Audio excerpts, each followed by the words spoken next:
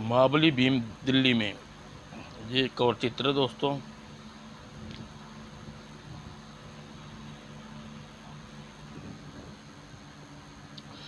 दोस्तों महाभारत की कथा आप जानते होंगे कि सिंदूर दर्शन पांडव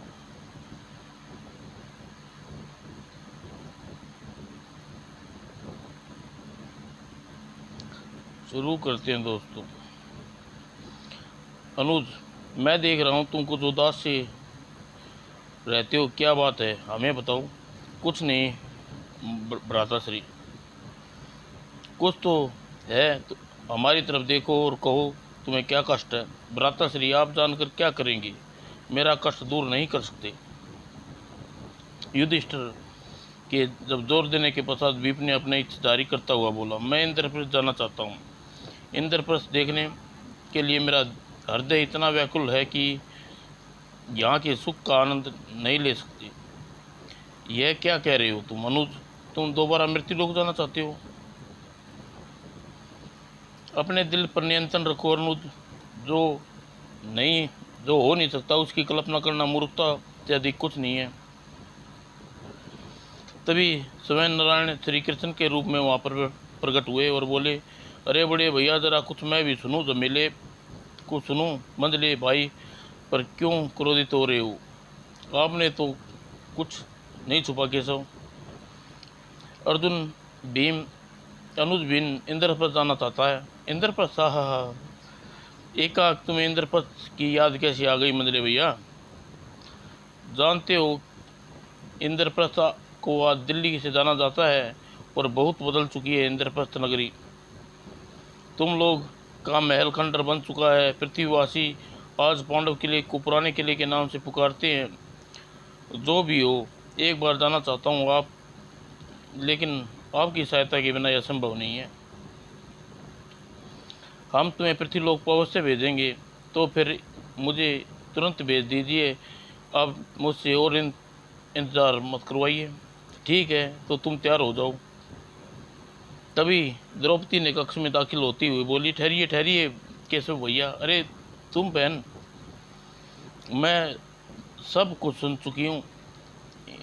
इन महाबली पृथ्वी पर जाएंगे और तो मैं इन्हें इसके साथ जाऊंगी। क्या तुमने यह भय नहीं है कि भीम भैया पृथ्वी पर गए तो वहीं के होकर रह जाएंगे? ऐसा ही समझिए, तो फिर तुम्हें भी भीम के साथ भेज देता हूँ। क्यों भीम भैया, तुम्हारा क्या विचार है? भीम चाहकर भी श्री कृष्ण को बात का विरोध नहीं कर सकते थे। जैसी आपकी इच्छा। ठीक है, तुम दोनों तैयार हो जाओ। कहते हुए श्री कृष्ण ने हथेली पर एक कमल का फूल प्रकट हुआ और श्री कृष्ण ने कमल के फूल की तरफ इशारा करते हुए बोला, इस फूल को स्पर्श करते ही, पृथ्वी का स्मरण करते ही तुम दोनों इंद्रप्रस्थ अर्थात आज की दिल्ली में पहुंच जाओगी। लेकिन वापस कैसे आएंगे? जब तुम लोगों का मन वापस आने का इच्छा करो, तुम लोग यहाँ वापस आ सकते हो। मन वापस करे, आने की इच्छा करे, तुम लोग यहाँ वापस आ जाओगे। और फिर महाबली भीम और द्रौपदी की श्री कृष्ण के कथन अनुसार कमल के फूल को स्पर्श करा, इंद्रप्रस्थ के स्मरण कर आंखें बंद की और उन्होंने आंखें खोली तो अपने आप को एक नई दुनिया में खड़े पाया। वो कितने आश्चर्य है, कितनी बदल चुकी है नगरी। तभी तो शायद इंद्रप्रस्थ का नाम बदल गया है। इन वाहनों को देखिए, रथों का स्वरूप में बदल गया है। न अश्व, न हाथी और न ही अश्व खड़े हैं, हाथी उनके आप चल रहे हैं। ऐसा प्रतीत होता है जैसे आज के भगवान ने उनकी उन्नति कर दी। किंतु हमारा महल तो यहाँ कहीं भी नज़र नहीं आ रहा। शायद ऊंची ऊंची दीवारों के पीछे कहीं छुप गया है। आओ किसी से पूछते हैं। इतना कहकर भीम द्रौपदी का हाथ थामा और आगे बढ़ने लगा। आती हुई कार ने टकरा कर बाल बाल बच गया और कार चालक गुस्से में चिल्लाया, अबे अंधे हो क्या? क्या इस भद्र पुरुष को भी ये पूछते हैं, शायद हमारे महल के बारे में जानता हो। परंतु लेकिन द्रौपदी की बात पूरी न होने से पहले ही भीम मुड़े और चालक के निकट पहुंचकर बोले, महाशय, क्या तुम जानते हो हमारा महल कहाँ है? हम आप पागल खाने से छूट कर आए हो क्या? महल? किस महल की बात कर रहे हो तुम? इंद्रप्रस्थ का वही महल जिसके सदियों पहले हमने निर्माण किया था। चालक क्रोधा, सदियों पहले? भीम ने गौर से देखते हुए बोला, आपकी तारीफ मैं अपने मुंह से क्या तारीफ करूं महाशय? बस इतना ही जान लो कि मैं महाबली भीम हूँ। तुम भीम? और ये पंचाली? हाँ, हा हा हा। अचानक चालक हंसी रोक कर कुछ फिर पूछा, तुम यूं ही पुराने किले में जाना चाहते हो परदेसी? हाँ, पुराना किला। ठीक, मैं उसी तरफ जा रहा हूँ। चलो बैठो, जाओ, तुम लोगों को वहीं छोड़ के निकल चलूँगा। हम आपका उपकार सदैव याद रखेंगे। और फिर भीम द्रौपदी के साथ कार की पिछली सीट पर बैठ गया और कार चल पड़ी। और 10 मिनट पश्चात चालक पुराने किले के सामने कार रोकते हुए मजाकिया अंदाज में, वह रहा तुम्हारा महल। ओह, वह तो खंडर। ओह, वह खंडर। तुम्हारे महल, हमारे महल की ये दुर्दशा। भीम जी, आपका महल जैसा भी है आपके सामने है। अब मुझसे नीचे उतरिए और मुझे अपनी ड्यूटी पर जाना है। अर्थात मेरी दुर्दशा क्या है होगी ये अंदाज़ा नहीं लगा सकते। ओह। और भीम द्रौपदी के साथ कार से उतरने के बाद, सारथी, हम तुम्हारी सेवा से अति प्रसन्न हैं। मांगो, क्या मांगना चाहते हो? हम तुम्हें कुछ देना चाहते हैं। अगर देना ही चाहते हैं तो हथेली में 5-10 का पत्ता रख दीजिए, चाय पानी का खर्चा निकल जाएगा। अवश्य अवश्य। और यह लो 10 स्वर्ण मुद्राएं। भीम साहब, यह मुद्रा आपको नाटकों में चलती होंगी, इसका क्या करूँगा? कोई कागज़ का नोट नहीं है क्या? तो क्या आज के मानव स्वर्ण को नहीं महत्व कोई नहीं है? भला सोने का महत्व क्यों नहीं है? हो सकता देव जी, यह तो पीतल होगा देवी जी। यह पीतल सोने के भाव थोड़ी नहीं बिकता। हमने तुम्हें पीतल नहीं स्वर्ण मुद्राएं दी हैं सारथी।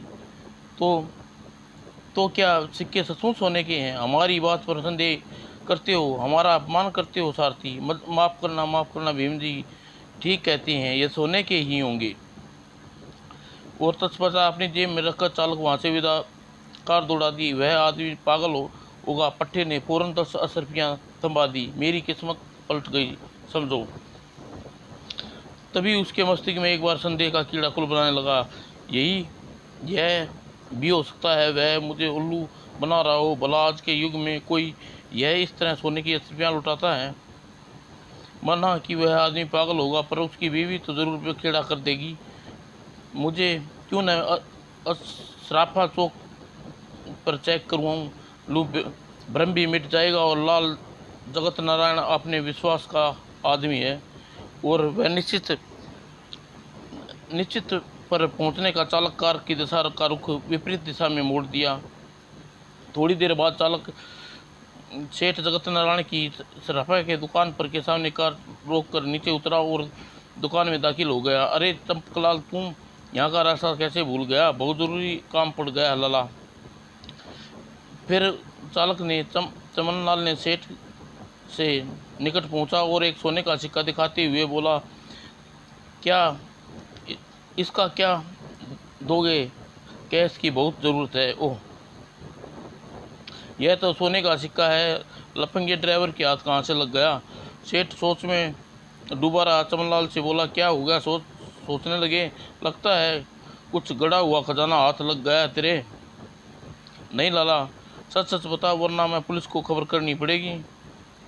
चालक ने चमनलाल को विस्तार से सब कुछ बताते हुए बोला, ऐसे 9 सिक्के और मेरे पास हैं। अगर तुम मुसीबत दाम दोगे तो यह सारे सिक्के तुम्हें बेच दूंगा।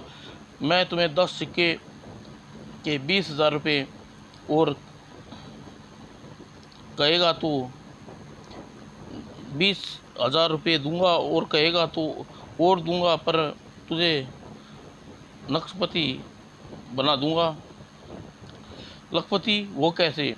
मुझे पूरा विश्वास है जिन लोगों का जिक्र किया उनके पास पीतल के नहीं सोने के सिक्के होंगे, और यदि तू उसे जेवर भी हथिया ले तो तू रुपये नहीं ऐश करेगा, वो ऐश नहीं ऐश करेगा। चमनलाल सोच में पड़ गया। लाला ठीक कह रहा है, मुझे मौके हाथ से नहीं जाने देना चाहिए। उन्हें पुराने किले में छोड़ आया हूँ, मुझे फ़ौरन जाकर वहाँ पहुँचना चाहिए। पर मैं उनके जेवर कैसे उतारूँगा? अपने साथियों की मदद लेनी चाहिए। हाँ, यह ठीक रहेगा। इस निश्चय पर पहुंचकर चमनलाल के बाकी के 9 सिक्के भी निकाल कर जगत सेठ के हवाले कर दिए और बोला, निकाल 20,000 रुपये, अभी लो ये है।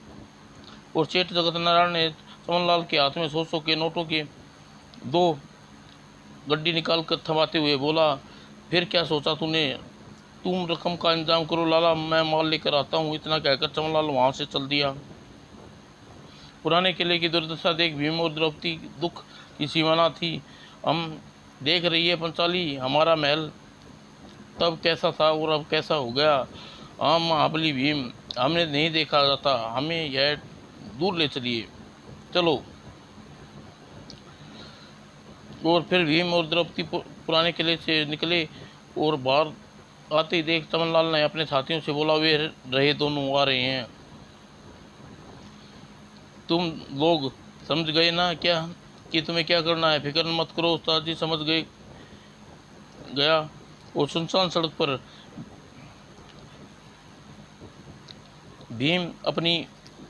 मिस्टर भीम, अपनी और अपनी बीवी की खैर चाहते हो तो हम जैसा कहते हैं वैसा करो। तुम कौन हो? ठीक है, उनका पीछा करो, मौका मिलते ही वरना काम निपटा दो। कब चमनलाल का आदेश मिलते ही गुंडे भीम और द्रौपदी के पीछे चले गए। तुम्हारी मौत, हमारी मौत, हमें मौत की धमकी देने वाले नासमझ मानो, शायद तुम जानते नहीं हम कौन हैं। हमारा मार्ग छोड़ दो। यह ऐसे नहीं मानेगा, तोड़ दो सालों को। और दूसरे ही पल भीम ने गुंडे पर टूट पड़े, परंतु अपनी गलती का खामियाजा उन्हें भुगतना पड़ा। मूर्ख, हमसे उलझने की तुम लोगों की अपनी मुसीबत को दावत दी है। ओह, यह आदमी है या शैतान? तभी भीम ने एक गुंडे को हवा में उछाल दिया। दूसरे गुंडे के मुंह पर ऐसा थप्पड़ मारा कि वह चक्कर खाता हुआ थर थर थर सड़क पर गिर गया और फिर उठा ही नहीं। अरे जाओ बेवकूफ, तुम भी आओ मूर्ख नहीं। और दूसरे ही पल गुंडा उल्टे पैर सिर पर रखकर भाग खड़ा हुआ। बचाओ, हा हा हा। और बीच में चौथे गुंडा मौका देखकर भीम पर चाकू का वार कर दिया, लेकिन आश्चर्य की सीमा न रही। ओह, इसका जिस्म है या लोहे का बना प्रतीत होता है सन। और तभी वह अपने आश्चर्य पर काबू भी न था पाया था कि तभी उसके सिर पर भीम का फौलादी घुसा मुक्का पड़ा, धड़ाक। ओह, दूसरे ही पल गुंडा मूर्छित होकर सड़क पर ढेर हो गया। ऐसा लगता है आज मानव शक्ति के बल को ऐसा लगता है आज के मानव में शक्ति बल रहा ही नहीं। जब छल बढ़ता है तो बल अपने आप लुप्त हो जाता है महाबली। शायद तुम ठीक कहती हो पंचाली। और तत्पश्चात भीम और द्रौपदी के साथ आगे बढ़ता चला जा रहा था और वह अनभिज्ञ था कि दूसरी कारों के बराबर में पीछा कर रही है। चलते चलते कार एकाएक भीम ठिनका और भीम को रोकते ही द्रौपदी ने पूछा, क्या बात है भीम महाबली, आप रुक क्यों गए? हमें यहाँ स्वादिष्ट भोजन की खुशबू आ रही है। क्या खुशबू? शायद सुगंध बहुमंजिली इमारत से आ रही है। आओ भीतर चले, हमें बड़ी जोर से भूख लगी है। तुम जानती हो कि पंचाली भोजन हमारी कमजोरी है। तुम हम तुम परंतु हम बिना बुलाए किसी के घर में नहीं कैसे जा सकते हैं महाबली। इज्जत तो हमारा कोई निहार निहार रहा होगा। हम तुम क्यों बोलती हो पंचाली, ये महापुरुषों की धरती है, अर्थात भगवान समझकर आदर और सत्कार किया जाता रहा है। हमें विश्वास है कि आज के मानव संस्कारों को नहीं भूला होगा। ठीक है, आप कहते हैं तो मान लेती हूँ, चलिए।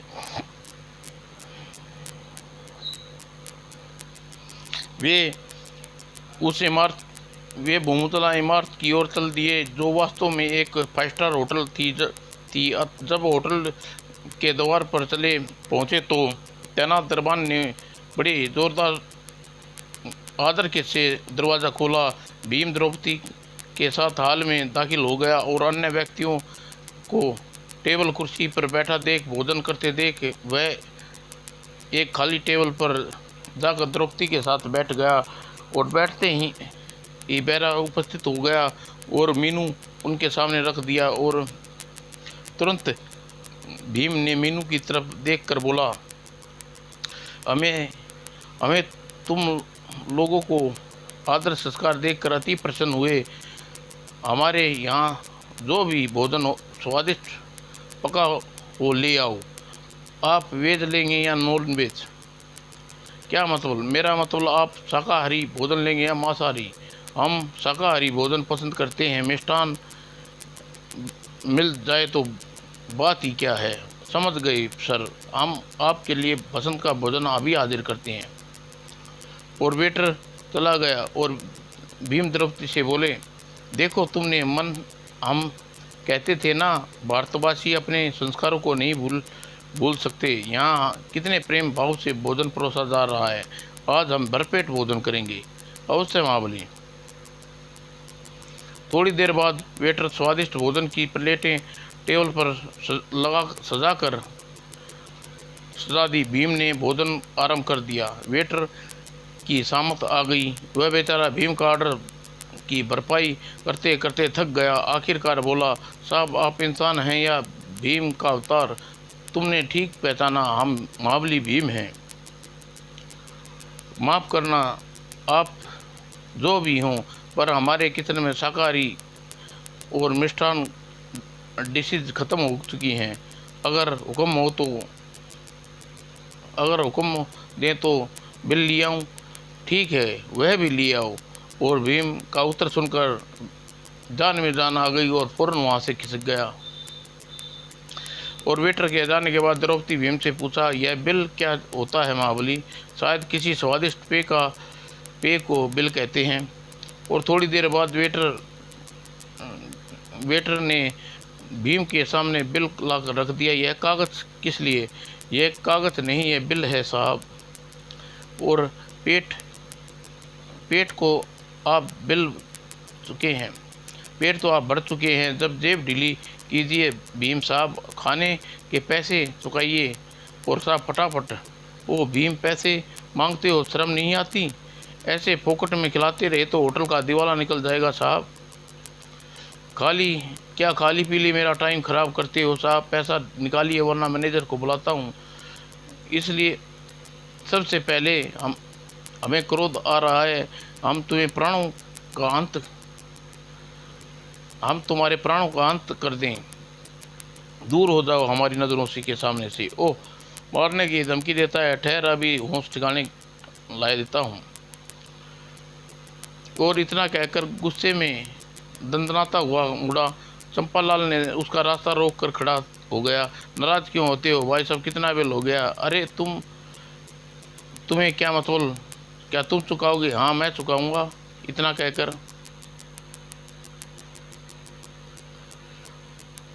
चंपकलाल ने वेटर को बिल छीन लिया और बिल में क्या पैसे अदा करते हुए बोला, बोनस में तुम रख लो, तुम्हारी टिप है। जी साहब। और फिर वेटर को जाने के बाद चंपकलाल भीम से बोला, मेरे रहते आप किसी बात की चिंता मत कीजिए भीम साहब, आपको कोई तकलीफ नहीं होने दूंगा। अरे बहुत बहुत धन्यवाद मित्र, तुम न जाने आते तो हमसे न जाने क्या कर बैठते। पर किंतु मित्र, तुम्हें जैसे उद्दंड को जो कागज दिए दे, किंतु मित्र तुमने उस उद्दंड को जो कागज दिए थे उनमें ऐसी क्या विशेषता थी, वो प्रसन्न होकर चला गया। आप नोटों को कागज कहते हैं भीम जी। और चंपकलाल ने जेब से नोटों का दिखाते हुए बोला, ये इन कागजों की कृपा से हम लोग जिंदा हैं। अगर जेब में नोट न हो तो यहाँ जीना मुश्किल हो जाता है। सब लोग इनकी पूजा करते हैं। ओह, यह दुनिया कितनी बदल गई है। यहाँ नोट कहाँ मिलते हैं। आपको रुपया चाहिए क्या? तुम हमारे लिए नोटों का प्रबंध कर सकते हो? हाँ, मैं आपको लिए क्या नहीं कर सकता भीम। आप आइए, मेरे साथ आइए। और फिर चमनलाल उनको एक होटल के एक शानदार कमरे बुक कराया और भीम और द्रौपदी बस इस कमरे में ले आया। वाह, अति सुंदर। लेकिन तुम हमें यहाँ क्यों ले आए मित्र? आप लोग काफ़ी थक गए होंगे। आप लोग विश्राम कर लीजिए, किंतु आप खर्चे की चिंता मत कीजिए साहब। आपके जितने सारे नोट दूंगा कि आप खर्चते करते थक जाएंगे, नोट ख़त्म नहीं होंगे। बस एक कष्ट करना पड़ेगा आपको। कहो मित्र, कह निसंकोच को। आपको अपने जेवर उतारने होंगे, क्योंकि ये जेवर बेचकर मैं आप लोगों के लिए नोट का इंतजाम कर सकता हूँ। ओह, द्रौपदी सोच में पड़ गई और भीम सोच में डूबा देख द्रौपदी बोली, ठीक है भद्र, आप जाइए और नोटों का प्रबंध कीजिए। हम अपने जेवर आपको सौंप देंगे। बहुत अच्छा मेम साहब। मैं गया और अभी तब तक आप लोग जेवर उतार कर एक पोतली में बांध दे रखिए। और इतना कहते ही बाद चमनलाल वहाँ रुका नहीं और जी भरकर खाइए, जितना चाहे दिन यहाँ रहिए, खूब घूमिए और आप लोगों को कोई तकलीफ नहीं होगी। और लगभग 1 घंटे बाद चमनलाल नोटों से भरा सूटकेस वहाँ ले आया। आकर धमका, लीजिए भीम साहब, आप लोग नोट की कोई कमी महसूस नहीं होगी। मैंने अपना वादा पूरा किया। आप मुझे जेवर सौंप दीजिए। अवश्य मित्र। इतना कहकर भीम ने अपनी और द्रौपदी के आभूषणों उतार कर उसके एक पोटली में बांधकर चंपकलाल के हवाले कर दी। चंपकलाल खुशी खुशी वहाँ से चला गया। और भीम ने जब द्रौपदी को होटल में रहने वाले के बाद वहाँ से जाने का निश्चय किया तो सूटकेस जैसे ही नीचे पहुँचे काउंटर पर पेमेंट के लिए रोक लिया और भीम नोटों को खोलकर काउंटर पर रख दिया। तुम्हें कितने चाहिए, ले लो। और काउंटर पर खड़े व्यक्ति ने एक गड्डी उठाई और नोटों को उल्ट पर कर देखा तो वैकल्पिक अंदाज में बोला, बहुत खूब। चूरन वाला नोट कहीं चलाया है महाशय? चूरन वाला नोट? आप कहना क्या चाहते हैं? हमें उल्लू बनाने की कोशिश मत कीजिए मिस्टर। जल्दी से असली नोट निकालिए, वरना हमारे पास जो है तुम्हें सामने है। वो समझा, बस तुम ऐसे नहीं मानोगे। वो अगले ही पल काउंटर पर आवाज़ लगाई और आज सुनते ही 5 भीमकाय अष्टफुट गुंडे प्रकट हो गए और क्लर्क ने आदेश देता हुआ बोला, इन भाषा को बताओ, हमारे यहाँ पैसा कैसे वसूल किया जाता है। समझ गए। और फिर गुंडा भीम के नज़दीक पहुंचा और गुर्राया, है क्यों वे पैसे निकाल या मैं निकालता हूँ। हम कह चुके हैं हमारे पास सूटकेस में रखे धन के सिवा और कुछ नहीं है। और फिर तेरी जोरू यहाँ तक काम करना होगा कि बिल का पैसा आधा नहीं हो जाता। तब गुंडों के अपने एक साथी से को आदेश दिया, जग्गू इसकी जोरू को ले जा और रात को कैबरे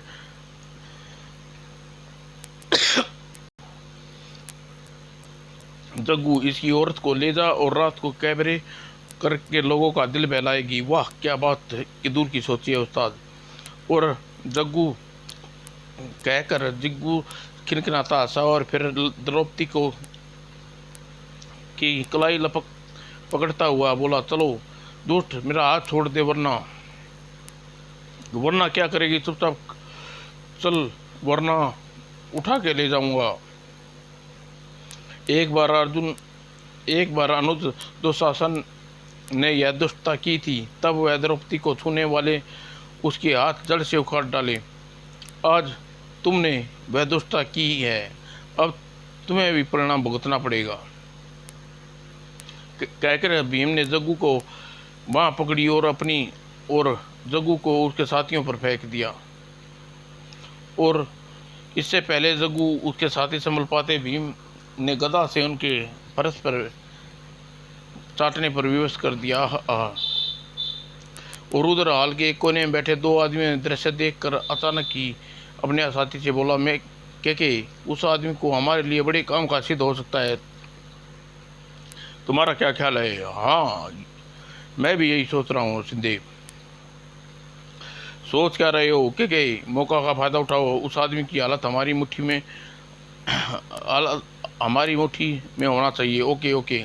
और कहकर के अपनी जगह से उठ खड़ा हुआ और काउंटर पर क्लर्क की अपने पांचों आदमियों को फर्श से पसरे देखते हुए फौरन रिसीवर उठा लिया और 100 नंबर पर डायल करने लगा।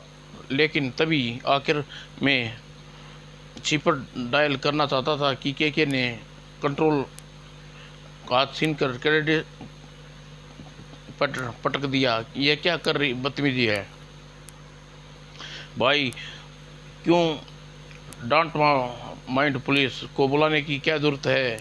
नहीं है। होटल में के खर्चा में जो भी रकम बनती है तुम हमको ले लो, लेकिन आप सवाल मत करो, हिसाब बताओ। क्लर्क ने फौरन हिसाब बता दिया। के हिसाब चुकता करने के बाद भीम के समीप आके बोला, अब तुम्हें कोई परेशानी नहीं होगी, तुम चाहो तो जा सकते हो। हम तुम्हारे आभारी हैं बदर पुरुष। कहाँ से आई हो? हमारे पास पैसा भी तो नहीं है। हमें मालूम नहीं था कि हमारा दोस्त, हमारा मित्र हम बनकर हमें छल लेगा। तुम बहुत भोले हो दोस्त। यह दुनिया दोस्त बिल्कुल मुमकिन नहीं है। लुटेरे हर कदम कदम पर मिल जाते हैं, हर दौलत के यार हैं यहाँ। तुम चाहो तो हम तुम्हारी मदद कर सकते हैं, लेकिन तुम हमारी मदद कैसे करना चाहते हैं? लेकिन तुम बहादुर और ईमानदार भी हो, तुम जैसे साथी की ज़रूरत है। अर्थात मतलब यह है कि हमारे लिए काम करो, हम तुम्हें मुँह मांगी दौलत देंगे। हमें करना क्या होगा? हमारे लिए कुछ मुश्किल काम नहीं है, हमारे साथ चलो, तुम्हें सब कुछ समझा देते हैं, ठीक है? और द्रौपदी के साथ लेकर सिंधे वहाँ से चल पड़े। सिंधे उसे के को एक शानदार फ्लैट में ले गए। अब तुम अपनी पत्नी के साथ आराम से यहाँ रह सकते हो, तुम्हारी हर ज़रूरत को हम पूरी करेंगे, सारा खर्चा हमारा होगा। तुम लोग हृदय का कितना विशाल है। हम लोग का यह उपकार कैसे उतार पाएंगे? तुम हम पर कोई उपकार नहीं कर रहे नौजवान, यह तो काम की मामूली सी कीमत है जो तुम हमारे साथ करने के लिए करोगे। ओह, हम यह पूछना भूल गए कि हमें करना क्या है। तुम्हें फ्री स्टाइल कुश्ती लड़नी है और आज शाम हम तुम्हारे क्रेज में उतारेंगे और तुम्हारा मुकाबला नामी पहलवान राखी से होगा। बस तुम्हें उस कुश्ती जीतनी है। अगर तुम हार गए। सिंधे की बात बीच में ही काटता हुआ बोला, हमने हारना तो सीखा ही नहीं है मित्र। गुड, हम तुम्हें यही उम्मीद थी। और अब तुम विश्राम करो और हम शाम को आकर तुम्हें अपने साथ ले जाएंगे। वो तत्पश्चात सिंधे और के विदा लेकर वहाँ से चले गए। और फिर शाम को के और सिंधे के अपराध जगत के खतरनाक पेशेवर गैंग द्वारा फैलाए जा रहे मौत के खेल केंद्र में भीम को लेकर आकर खड़ा कर दिया। हा। राखी की हंसी के साथ ही वहाँ का माहौल खुशी से चीखा की आवाज़ गूंज उठी। और तभी कुश्ती आरंभ करने का सिग्नल दिया गया। राखी उस भैंसे जैसे दौड़ा तब वह भीम की तरफ लपका, लेकिन भीम अपनी जगह से नहीं हिला। राखी के सिर की टक्कर उस जैसे ही झेल गया और कुछ नहीं हुआ। राखी चौंका, लेकिन वह अपने अस्तारी पर काबू भी न रख पाया था कि भीम ने उसकी बाँह और उसकी गर्दन लपेट ली। और फिर भीम ने राखी को किसी खिलौने की तरह उठाकर पटक दिया। आई हाय, मर गया। और अंत में भीम ने राखी को उठाकर हवा में उछाल दिया और राखी सलाखों के टकरा कर नीचे गिरा और फिर उठ न पाया। हाल में सन्नाटा छा गया। भीम की विजय घोषित कर दिया गया। भीम को पिंजरे से बाहर लाया। सिंधे के मारे खुशी से भीम से लिपट गए और बोले, दोस्त, तुमने हमें बर्बाद होने से बचा लिया। जानते हो, हमने अपना सब कुछ लगा दिया था। हमने तुम पर लोगों पर पहले ही कह दिया था कि हमने हारना नहीं सीखा। बहुत खूब, आज के बाद तुम किसी चीज़ की कमी न होगी। और उस दिन के और सिंधे जैसे भाग ही खुल गए। उसने इरादे से बेखबर भीम हर मुकाबला बिना किसी दिक्कत के जीत लेता। कुछ ही दिनों में भीम क्रेज का नंबर 1 पहलवान बन गया। पहलवान भीम का मुकाबला करने के लिए कतराने लगे। मौका देखकर के और सिंधे पैतरा बदला और एक पहलवान को दफ्तर में बुलाकर बोले, कुछ दिनों के से केज सुना पड़ा है, मज़ा नहीं आ रहा। यह खेल बंद हो गया तो हमारा धंधा चौपट हो जाएगा। हम केज के बादशाह बनना चाहते हैं। इसमें आपकी क्या मदद कर सकता हूँ? आज रात तुम्हें भीम को मुकाबले में उतारना चाहते हैं क्या?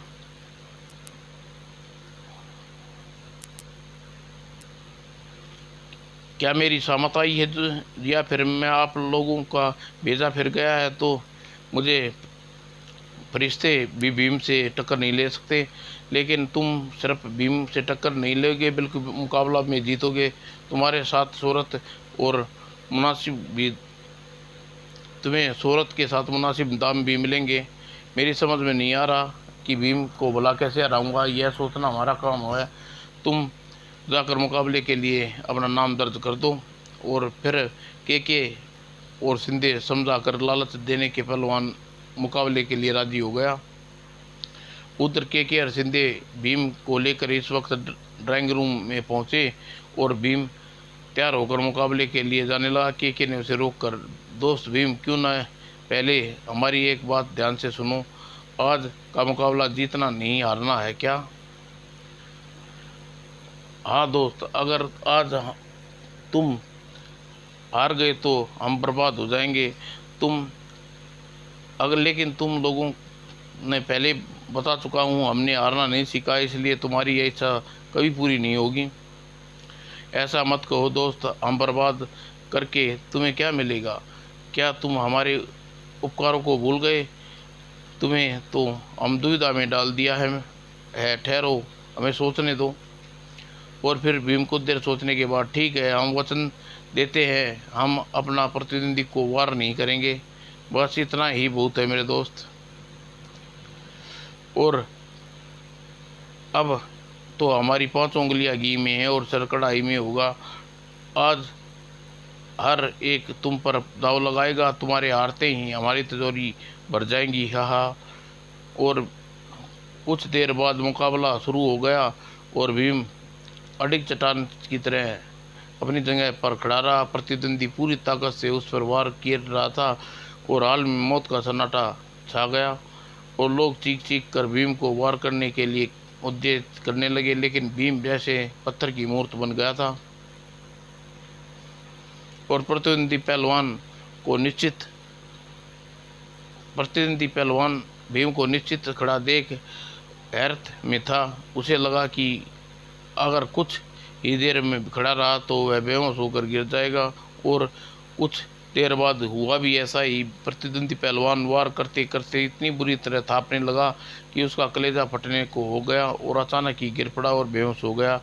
विजय भीम विजयी घोषित कर दिया गया। हाल में खुशी से चीख उठे गुंज के और सिंधे। यह हालत जैसे माटो खून नहीं, ओ भीम जिंदाबाद, हिप हुर्रे। लेकिन भीम को उसकी मनोदशा जानने के लिए वहाँ रुका नहीं। फिर वहाँ से सीधा द्रौपदी के पास पहुँचा और दुखी स्वर में बोला, पंचाली, केशव ठीक कह रहा था, यह दुनिया हमारे काम की नहीं रही।